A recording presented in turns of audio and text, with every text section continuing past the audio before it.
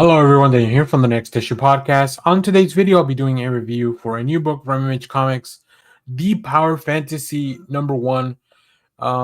Really excited to get into this. Really excited to talk about this book because the creative team behind this is fantastic. So let's talk about them. This is written by Karen Gillan with art by Caspar Wingard, Clint Cowles on letters, and Ryan Hughes on design of the book.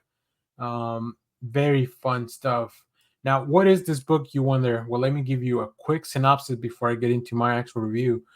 Superpowered, you have certain preconceptions. They're incorrect. Here, the word has a specific technical definition, namely an individual with the destructive capacity of the nuclear arsenal of the United States. There are six people on Earth. The planet's survival rely. There are six such people on Earth. The planet's survival relies on them never coming into conflict.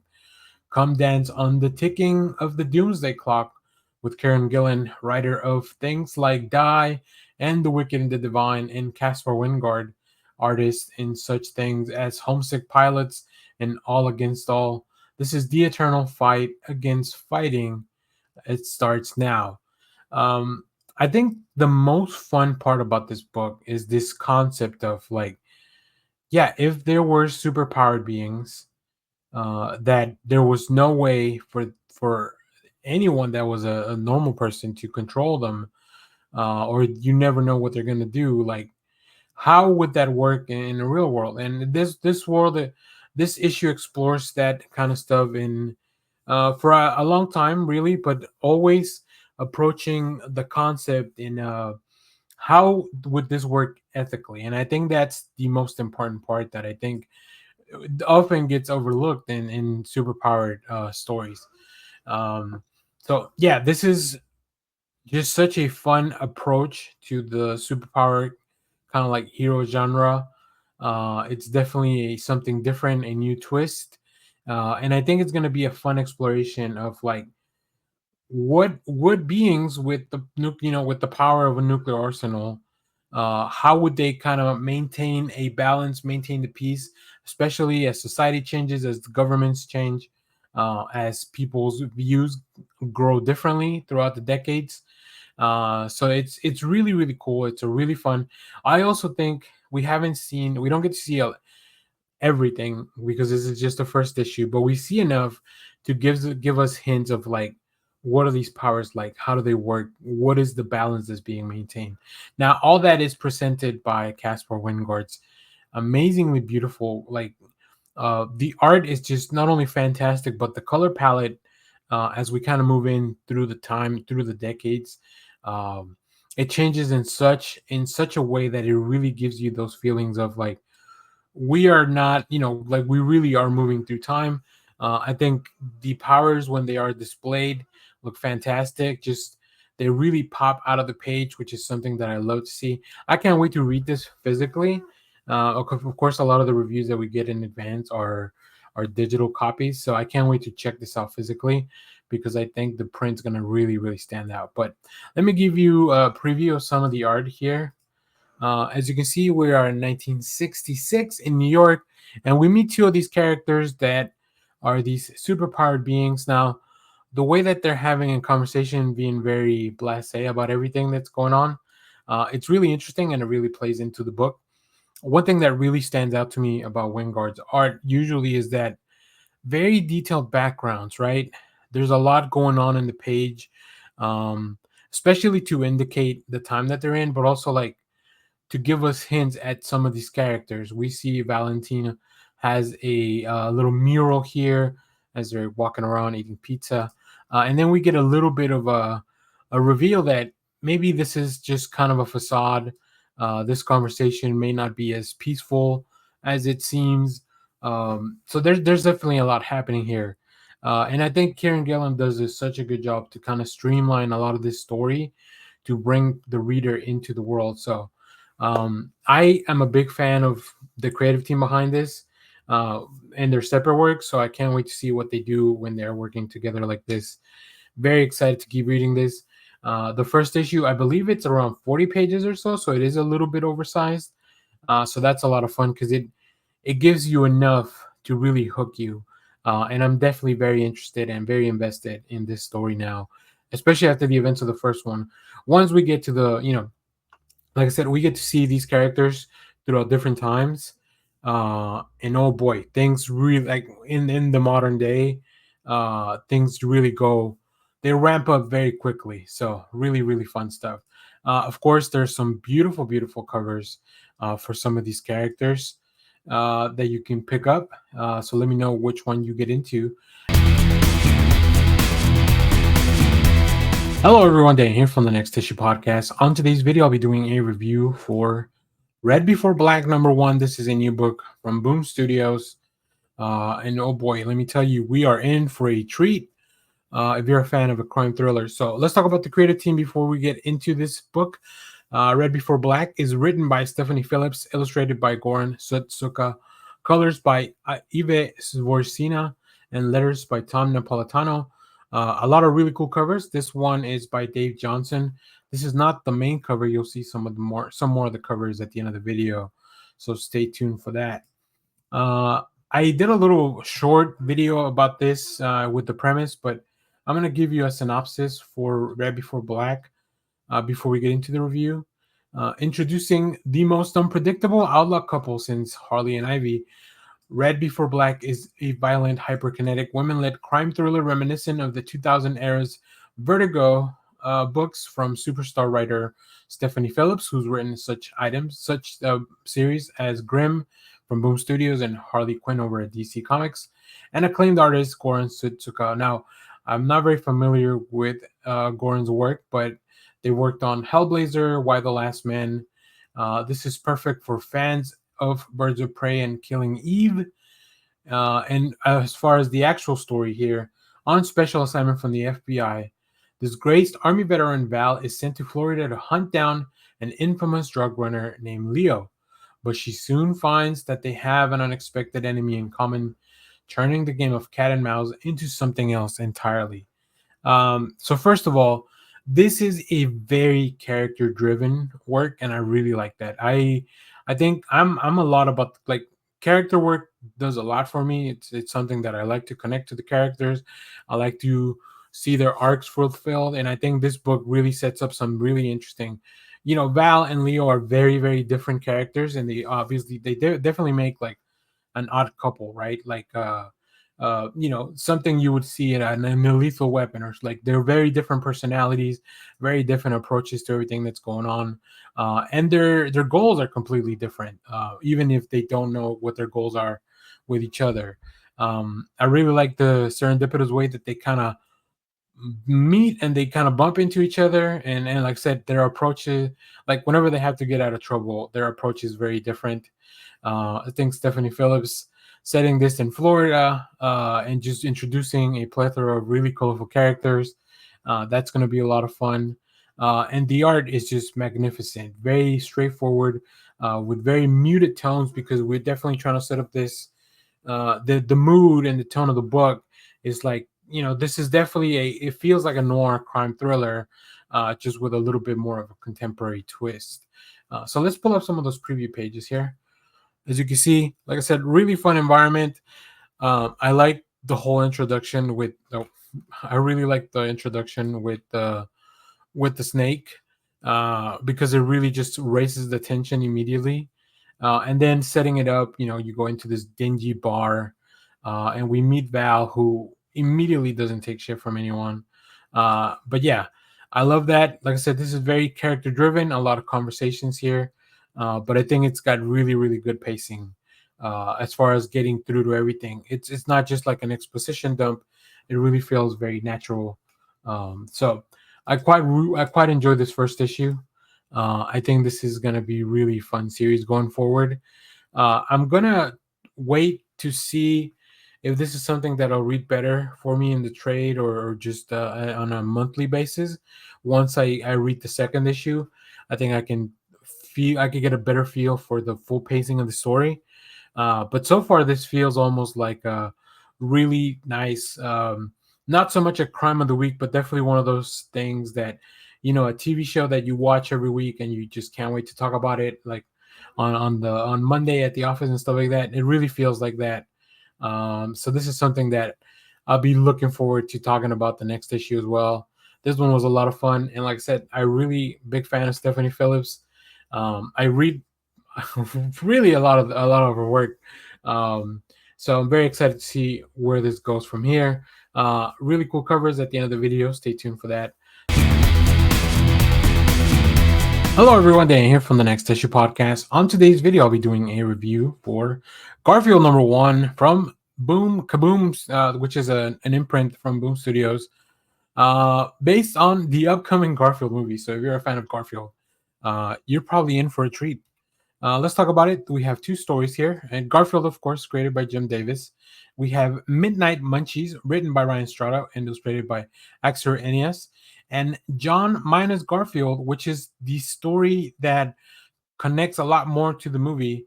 This is written and illustrated by Sarah Grayley, lettered by Steph Perenins. And we have multiple covers. You'll see some at the end of the video as well. So why am I talking about a Garfield comic? I don't know. This was something that was coming out this week, and I was like, okay, let's check it out. Um, I really haven't watched any of the Garfield films. I really only watched Garfield. I think there was an animated series when I was young.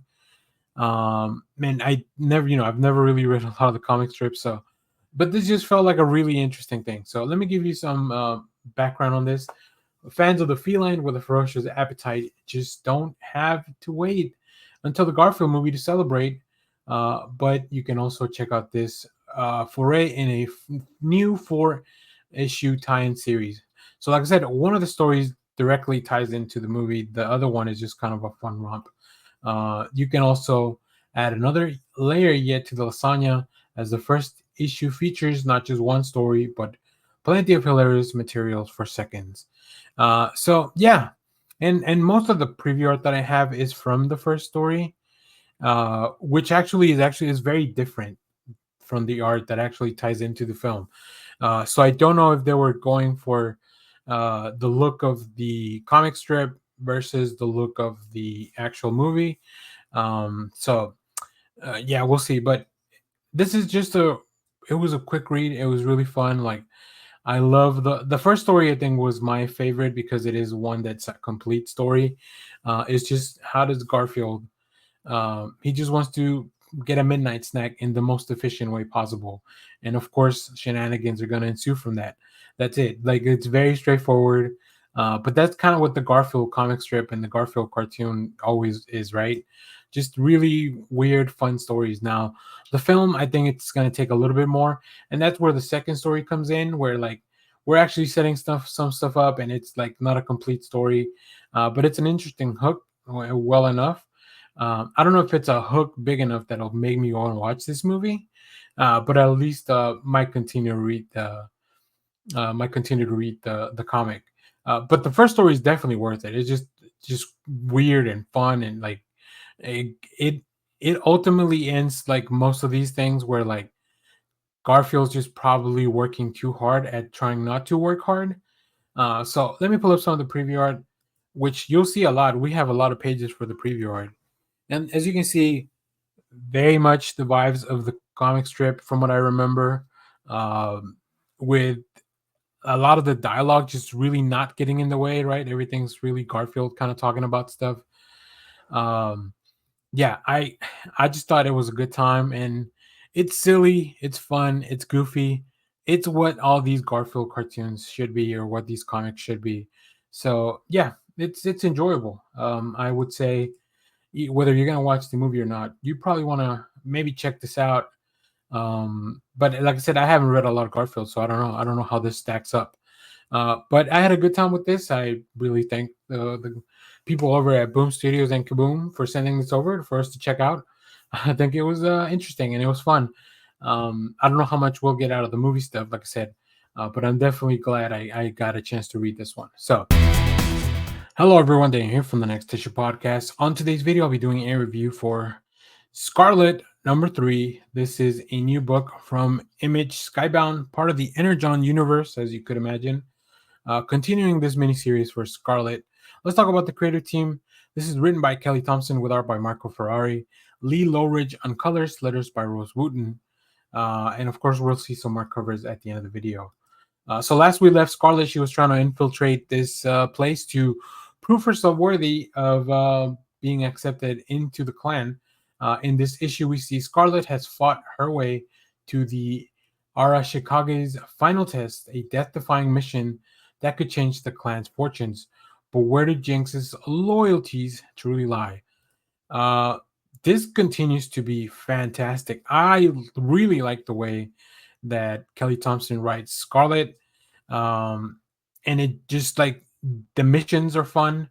All the stuff happening in the background with her trying to, infiltrate this to infiltrate the clan to get closer to Jinx and maybe get her out of trouble. While in the meanwhile, we see all these little machinations from the clan, and then of course everything continues to like slowly and slowly tie more into the Energon universe with the introduction of some of the other connective tissue. It's really cool. It's really cool. I think the series is coming to an end after issue 4. Right, these are all miniseries to kind of give us an introduction to a lot of these characters. And this one's probably it's been one of my favorite series. Like I'm really really enjoying this. So I mean, Kelly Thompson is writing some of my favorite stuff, anyways. Like whether it's Birds of Prey over at DC, her previous book, The Black Widow, over at Marvel, like just fantastic stuff. So perfect fit for a character like Scarlet. Now, as far as the art, I think Ferrari and Low Ridge are just delivering some really fun spy shenanigans. Um, it feels very action oriented. It feels like they want to make sure that we see a lot of these like spy kind of tropes and that they're being brought to the page to make it feel like we are really in the thick of it. Let me pull up some of the preview art here. You can see Scarlet swimming in through this like fish tank, of course, because a gigantic evil corporation layer will have something like that. And I just really like, especially when the guards are seeing like, oh, there's somebody in the tank and there's a shark swimming by, and now she's got to worry about the shark and getting out alive as she kind of runs out of oxygen, like just all that stuff. And as you can see, we are about to get deep into a fight. I love the expressions. I just love the way that Scarlet's drawn. And in the paneling, the pacing really picks up, which is great for a story like this, especially when you want to highlight those action beats. So yeah, this book is doing everything right, in my opinion. So highly encourage you to check this out. Uh, I think as good as the other books have been in the Energon universe, specifically on the GI Joe side, this one definitely is moving like to the top of my pile on that list. So yeah, make sure to go check this out. Really cool covers you can see at the end of the video. Hello everyone, Daniel here from the Next Issue Podcast. On today's video, I'll be doing a review for The Deviant issue number 7. This Christmas horror story continues. Uh, let's talk about the creative team before we get into this book. This book, written by James Tynion IV with art by Joshua Hickson, letters by Hassan Otsmane Elhau, who just recently won another Eisner. Yeah, really, really cool stuff. So we last left off with Michael being detained for maybe being the deviant killer as he comes back. Now, I don't know if that's going to be I don't know if that's really what's happening, but that's definitely what's going on at the moment. So with Michael being accused of being the depraved copycat killer, Derek struggles to put together the clues to clear his partner's name, and the only person he can turn to help for is Randall Olsen, the man previously convicted as the original deviant killer. Um, I love this series. It feels like something really fun, like a really good true detective style story. And every issue just continues to not only build that narrative, but give us some really interesting clues. Some really messed up stuff happens in every issue, of course. And just everything is approached with a little bit of levity and humor in places, which really helps. Like the story, like the characters are weird and they're quirky and they are very distinct, right? That's what kind of makes this fun. Even some of the side characters as we go on missions and stuff like that. But yeah, I'm really enjoying this. In some of the preview pages, we'll see that one like the FBI goes to meet one of the people that is profiting off of this lore, this myth. This person makes masks to resemble the deviant killer, and she puts them on Etsy, and that's kind of how she makes a bit of a living. Now, of course, the FBI has found one, and they want to know, is this something that she could have made? Maybe somebody bought this right off of her. And they go a lot into the lore of like the deviant killer, and it really highlights and makes it known how in the world, in the larger world, in the story here, the deviant killer is like an urban legend kind of celebrity, right? I love Joshua Hickson's approach to the art, keeping everything very dark, very somber, but then giving you like a lot of details in the background, right? It just really feels like a very lived-in world. And the design of the mask is just like, it's so simple but still very terrifying, especially when you see it in action. I even love that she wants to take a picture of the mask that the FBI has with partials of blood, because of course that's gonna boost her socials and her shop. So like it really feels like a very lived in world. Very like if this was going on in real life, I can see this conversation really happening. So in the meanwhile, the rest of the book a lot focuses on um, the conversation between Derek and Randall, and that's just very high tension. Of course, Michael, we don't really know. I don't really know. I don't know what to believe anymore. Which is that I think it's a fun, really feature in the book that even I have been reading 7 issues, and I still don't know if Michael, our protagonist, really is guilty or not. So that's just really fun. So yeah, I continue to love this mystery. I think we're gonna make it all the way back to Christmas, because this came out close to Christmas last year. They took a little break, and now we're back. So maybe the plan is to finish this book off by the next Christmas. I think that'll be really fun. So if you're reading the Deviant, let me know what you thought about it down, what you think about this latest issue down in the comments. As always, thank you for watching, everyone. Remember to share, like, subscribe, hit the bell so you know when we go live. That is most Saturdays, 10 a.m. Central Standard Time. Stay tuned. We have more comic reviews, trailer reactions, TV recaps, all that fun stuff in the channel. Thanks for watching, everyone. Bye bye.